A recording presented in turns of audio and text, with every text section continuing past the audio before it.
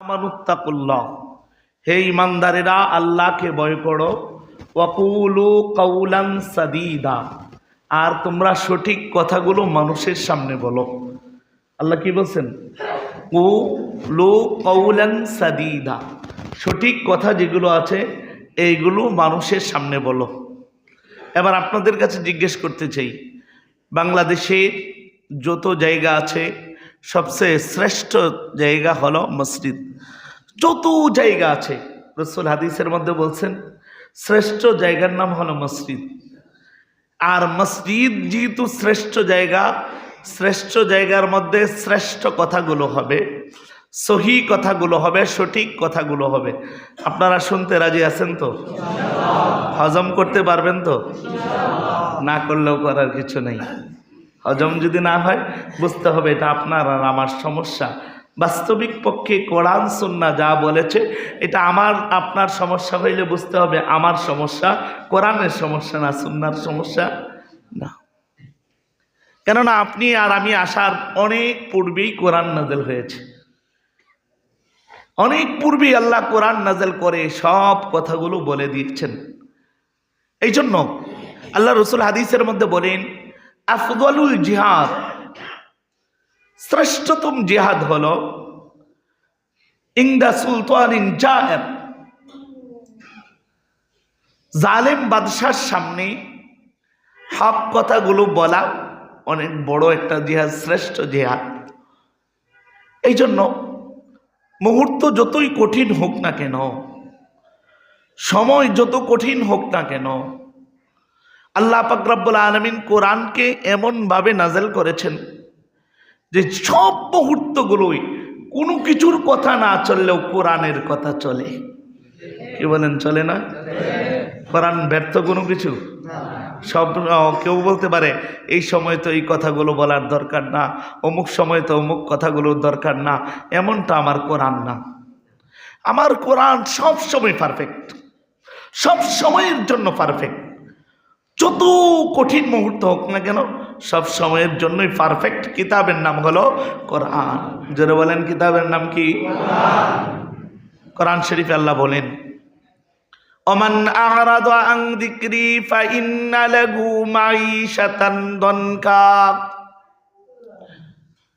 আল্লাহ পাক রব্বুল আলামিন বয়ান করেন যে আমার এই কোরআনুল কারীমের কথা থেকে যারা বিমুখতা পোষণ করবে, আমার এই কোরআনের কথা শোনার পরে যাদের ভালো লাগবে না, আমার এই কোরআনের কথা শোনার পরে যারা চুলকানো শুরু হয়ে যাবে, আমার এই কোরআনের কথা শোনার পরে যারা বিমুখতা পোষণ করবে, কফা ইন্না লাহু মাঈশাতান দনকা ওয়া নাহশুরুহু ইয়াওমাল কিয়ামাতি আগমা। আল্লাহ পাক রব্বুল আলামিন বলেন, যারা আমার এই কোরআনের থেকে বিমুখতা পোষণ করে, কোরআন মানে না, কোরআনের কথা মানে না, বিমুখতা পোষণ করে, তাদের জন্য দুইটা শাস্তি।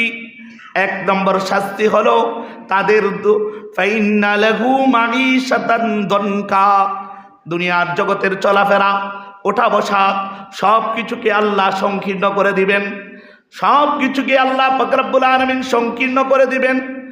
সংকীর্ণ করে দেওয়ার পিছনে কারণ হলো এ কোরআন থেকে বিমুখতা পোষণ করেছে, এ সুন্নাহ থেকে বিমুখতা পোষণ করেছে।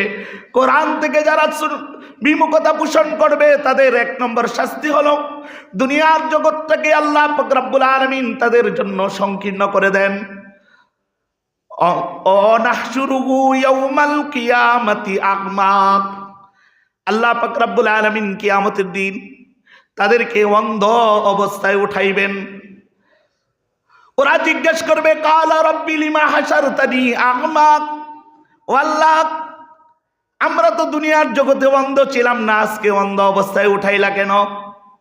অন্ধ অবস্থায় উঠানোর পিছনে তোমার কারণ কি? আল্লাহ পাক রব্বুল আলামিন তখন তাদেরকে বলবেন, কাযালিকা আতাতকা আয়াতুনা ফানাসিতাহা ওয়া কাযালিকাল ইয়াউমা তুনসা। আমি আল্লাহ পাক রব্বুল আলামিন কোরআন নাযিল করেছিলাম, কোরআন নাযিল করার পরে বলেছিলাম কোরআনের বিপক্ষে যাবি না, সুন্নাহর বিপক্ষে যাবি না। কারণ দুনিয়ার জগতে তোর একটা পরিচয় আওয়ামী লীগ হতে পারে, তোর একটা পরিচয় বিএনপি হতে পারে, তুই মনে করস তুই আওয়ামী লীগ, তুই মনে করস তুই বিএনপি, তুই মনে করস তুই জামাত ইসলাম, তুই মনে করস জাতীয় পার্টি, যা কিছুই মনে করো না কেন, তোমার সবচেয়ে বৃহৎ একটা পরিচয় হলো তুমি মুসলমান। বলেন আমাদের পরিচয় কি? আমাদের পরিচয় আওয়ামী লীগ না, এটা সাধারণ দুনিয়ার জগতের জন্য একটা দল। আমাদের পরিচয় আমরা বিএনপি না, কারণ সাধারণ একটা দুনিয়ার দল। আমাদের পরিচয় আমরা মুসলমান। আমাদের পিতার নাম হযরত ইব্রাহিম আলাইহিস সালাতু ওয়াস সালাম। আমাদের পিতা অন্য কেউ না, আমাদের পিতার নাম কি? জাতির পিতার নাম কি? কেউ আবার অন্যটা বললেন না, জাতির পিতার নাম কি? অন্যটা বললে আবার ইমানের সমস্যা হয়ে যাবে, ঠিক আছে? আল্লাহ বলেন মিল্লাতা আবিকুম ইব্রাহিম হুয়া সাম্মাকুমুল মুসলিমিন। তোমাদের জাতির পিতা হলো হযরত ইব্রাহিম আলাইহিস সালাতু ওয়াস সালাম। আর ইব্রাহিমের সন্তান তোমরা। ইব্রাহিমের সন্তানরা কখনো কোরআন থেকে বিমুখতা পোষণ করতে পারে না। আল্লাহ বলছেন ইব্রাহিমের সন্তান কোরআন থেকে বিমুখতা পোষণ করবে না। এরা বলবে আসলামতু লিরাব্বিল আলামিন, আমি আমার রবের জন্য, বিশ্বজগতের মানব, বিশ্বজগতের রবের কাছে আত্মসমর্পণ করলাম। মুসলমানের অর্থ হলো আত্মসমর্পণ করা। এবার আপনাদের কাছে জিজ্ঞেস করি, কোরআনুল কারীমের হক কথা যেটা আছে, আল্লাহ যে বলেছেন ইয়া আইয়ুহাল্লাযীনা আমানুত্তাকুল্লাহ, হে ঈমানদাররা, এক নম্বর কাজ হবে আল্লাহকে ভয় করো। দ্বিতীয় নম্বর কাজ হবে কি জানো? ওয়াকুলু কাওলান সাদীদা, সত্য কথাগুলো মানুষের সামনে বলো। এবার আপনাদের কাছে জিজ্ঞেস করতে চাই, সত্য কথা বলার দরকার আছে না নাই? কারো যদি মন খারাপ হয় তারপরেও বলার দরকার আছে না নাই? যদি এর কারণে চাকরি চলে যায় বলার দরকার আছে না নাই? এর কারণে যদি রিজিকের অভাব হয় বলার দরকার আছে না নাই? কে বলেছেন বলতে? বলার দরকার আছে। বললে রাগ করবেন না তো? মনে রাখবেন। কারণ কি?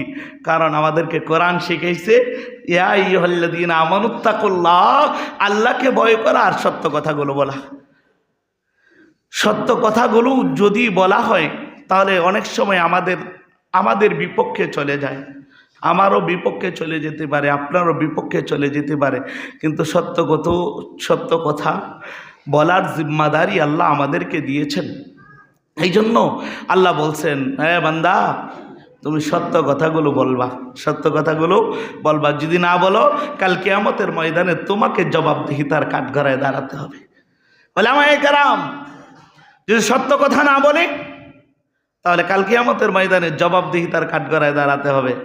আল্লাহ বলবে, জবান দিয়েছিলাম আমি, আল্লামাহুল বায়ান, জবানি শক্তি দিয়েছিলাম আমি, অন্য কারো কথা বলার জন্য না, আমি মালিকের গুণগান গাইবা এই জন্যই দিয়েছিলাম। এই জন্য জবানের অপব্যবহার করা যাবে না, জবানের অপব্যবহার করা যাবে না। কারণ জবানের যদি আমরা অপব্যবহার করি তাহলে আল্লাহ পাক রব্বুল আলামিন আমাদেরকে পাকড়াও করবেন, জবাবদিহিতার কাঠগড়ায় দাঁড়াতে হবে।